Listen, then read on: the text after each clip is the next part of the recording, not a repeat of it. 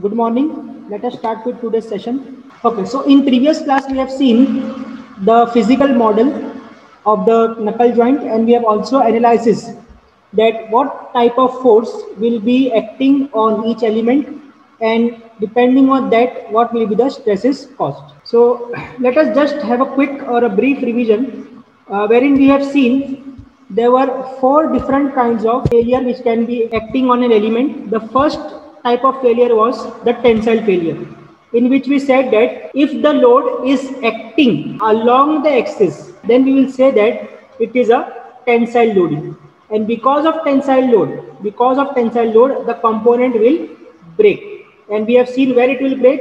It will break in the minimum cross section area. So wherever the cross section area will be minimum, it will break from that particular point. So this was the first type of failure. Then second type of failure is the compression failure, or it is also known as crushing failure. Okay. So crushing, in simple terms, you can also tell it as pressing or compression. So here also the load acting will be along the axis, but it will be towards the center. Then the third type of failure is the shear failure, which can be depicted from this figure. So you can see here that this object, while failing, will be sliding on this particular surface, or you can say that these two surfaces, this one and this one, will be rubbing each other while breaking. So this type of failure will be known as a shear failure. Then fourth point, the simple point, wherever you see that the load axis is perpendicular to the object axis, then there will be guaranteed a bending coming into picture. And that type of failure will be known as bending failure, or in the other terms I will say it as buckling failure. Okay, so let us start with the knuckle joint.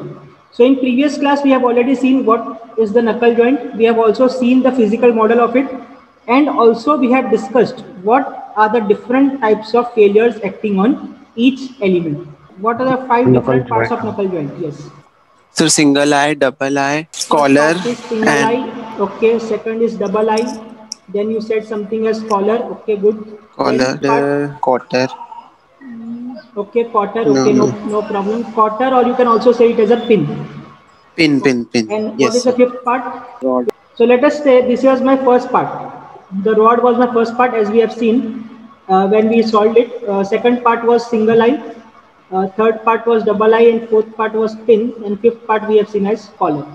So what are the different types of load acting on a rod? So there will be a tensile strength acting on it. Okay, tensile. Any other failure or only tensile? No, sir, tensile only I do. Only tensile? Yes, sir, that's Okay, what I'm perfect, recalling right perfect now. answer, perfect answer. The rod will have Yes. only tensile load. So here it is. So you can see that types of force acting on various parts. So first part is the rod. So if you see here, this part is my rod part. Okay, this is my rod part. And now because my load is along the axis, there will be a tensile failure. And during tensile failure, what happens? It breaks from the part having minimum cross section area. So on this entire part, actually this is one single part which is now broken into two pieces. So on this entire part, the minimum cross section area, the area is same all over. So if I take this as my area, so what is this area? Circular, sir. Yes, circular. So what is area of circle? Pi into d square by 4. Yes, perfect. So answer will be pi d square by 4. So let me write here, as we have seen that the type of force acting on rod is, as you said, it will be a tensile force. So yes, I will write here, it is a tensile force. Okay, and because of tensile force, there will be tensile stress acting on the element. So I will write sigma T. And now I know the basic formula for stress is force upon area. Is it correct? Yes, sir. Okay. So I have written my basics. Sigma T is equal to force upon area. Now sigma T will be is equal to force. It will be given in the question divided by area. Just now we have seen that it will be area of a circle. So area of circle is pi by 4 multiplied by d square. Now why I have written d? Because if you see in your nomenclature, which I have already told you to write in the previous class, we have taken the dimension of rod as d. That's why I have written pi by 4 d square. So this becomes the formula which we have also seen in the previous class. This becomes the formula for finding out the dimension of rod. Now you can see in this particular formula, sigma T, that is the tensile stress that will be known to us because we will be selecting material from PSG. So this is known.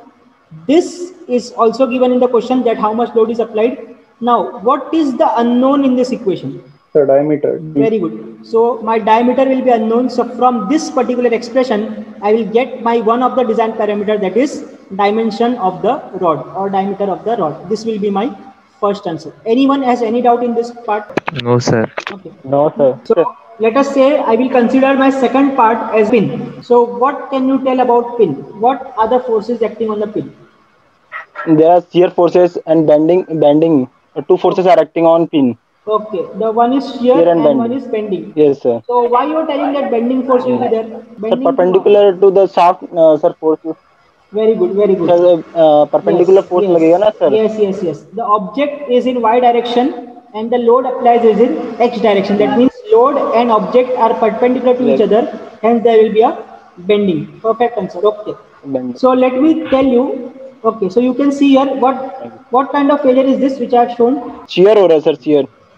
Okay, shear. So okay, very good. Now because of this failure, what will happen? This will slide on this surface. Okay, this and this surface will rub each other. Similarly, this bottom surface and this surface will rub each other. So while failure, they will be rubbing or sliding each other, because of which I can say that it is a shear failure. So you can see here also in the 2D diagram, these two surfaces are sliding over each other and these two surfaces are also sliding towards each other. Hence we can tell that it is a double shearing effect, one at the top and one at the bottom. Okay, Ashish, can you tell me the answer?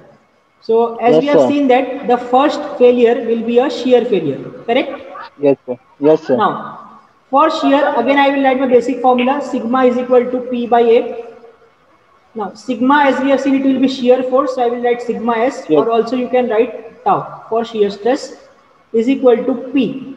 So what area the effect will be there of the force?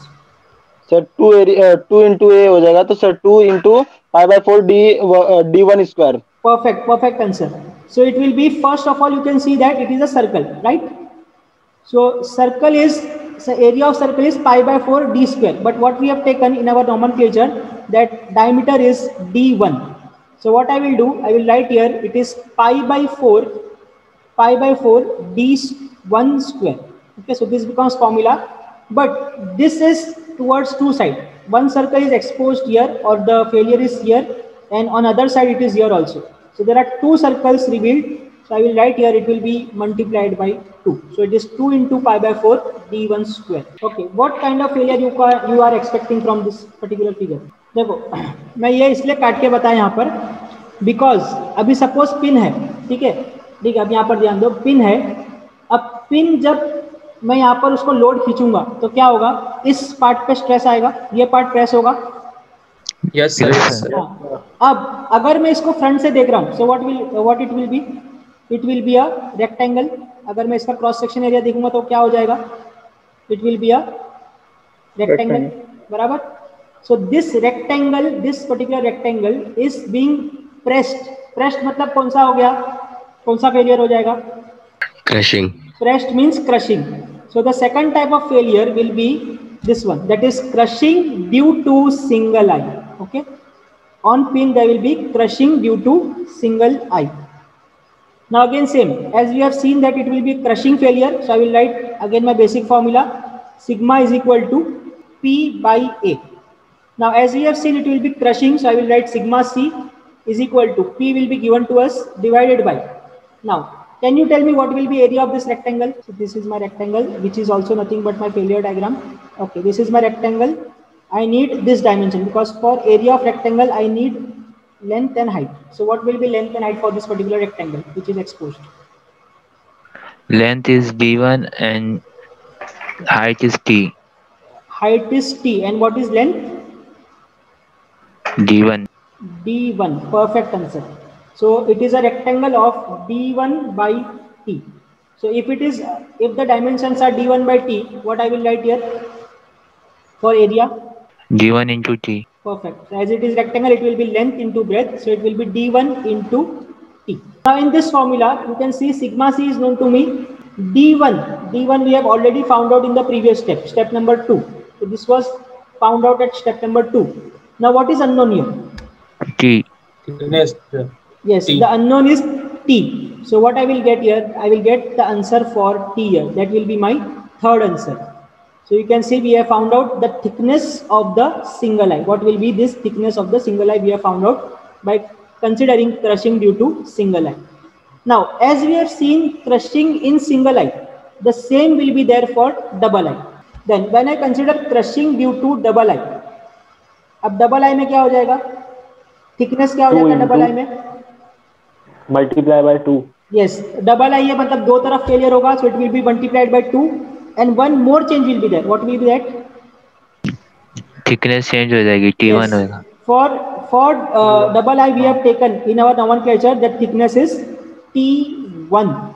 So it will be T1 multiplied by D1. This will be my failure diagram for double eye. And not only one, there will be two of this kind. So one at top and one at bottom. So this is T1 and this is D1. We have to make same. So there are two rectangles. So what I will write here, sigma C is equal to P by area. So sigma C will be equal to P, and area as it is double, two rectangles, double eye. So it will be 2 multiplied by D1 into T1, the area of rectangle. Now sigma C is known to me, P is known to me, D1 is known to me from step 2. Now what is the remaining variable? T1. Yes, the remaining variable is T1, that is thickness of double eye. So from here I will get answer for T1. So this was my third answer and this is my fourth answer. So you can see just by considering failure criteria, we are able to find out the dimensions. So in first step, while considering the rod, we have found out dimension of rod.